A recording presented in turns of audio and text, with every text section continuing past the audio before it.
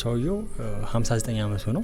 ጄምስ ይባላል። ኖርዝ ካሮላይና ውስጥ ጋስቶኒያ የተባለች ቦታ ላይ ነው የሚኖረው። ታዲያ ይህ ግለሰብ ለ17 ዓመታት ኮካኮላ ካምፓኒ ውስጥ ተቀጥሮ ይሰራ ነበር ለረጅም ጊዜ ማለት ነው። ከጊዜያት በኋላ ግን በተለያየ ምክንያት ከስራው ይሰናበታል። ከስራው ሲሰናበት በጣም ብዙ ይቸገራል። ሌላ መተዳደሪያም ሆነ የሚያግዘው ሰው አልነበረውም። ከተወሰኑ ከጊዜያት በኋላ ደግሞ የጤናውን መታወክ ይጀምራል። ከዛ መታከሚያም ገንዘብ የለውም እንዳልኩ ብዙም ችግር ላይ ነው ያለው። ምን ላድርግ ብሎ አሰበ። የጤናው ሁኔታ በጣም እያሰጋው ሲመጣ ማለት ነው። በኋላ ላይ ሲያወጣና ሲያወርድ ቢታሰር እዛ እስር ቤት ውስጥ ነጻ ሕክምና እንደሚያገኝ ያስተውልና የሆነ ነገር አድርጎ መታሰር እንዳለበት ያስባል ማለት ነው። ከዛ ምን አድርጌ ልታሰር የሚለው ደግሞ ሌላ የቤት ስራ ነው። ሲያስብ ባንክ መዝረፍ መጣለት። ባንክ ቤት ሄደ። 2011 ላይ ሰኔ 9 ወደ ባንክ ቤት ሄዶ ከቴለሯ $1 ስጭኝ ይላታል። እሷ ያው በኖርማል ፎርማል በሆነው መንገድ እንዲስተናገድ የሚሞላውን ፎርምና ሞልቶ እንዲመጣ ስትነግረው እሱ ግን በማስገደድ እየዘረፍኩ እንደሆነ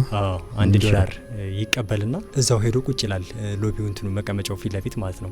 ሄዶ ቁጭ ይላል። አለማምለጥም አልሞከረም። ወዲያው ፖሊስ ደውለው ፖሊስ መጥቶ በቁጥጥር ስር ያውሏል። አላማውም እሱ ነው የነበረው። ያው እስር ቤት ገባ፣ ተሳክቶለታል። ሕክምናውንም ያው እዛው አግኝቷል አላገኘም አይታወቅም፣ ግን ማግኘቱ አይቀርም።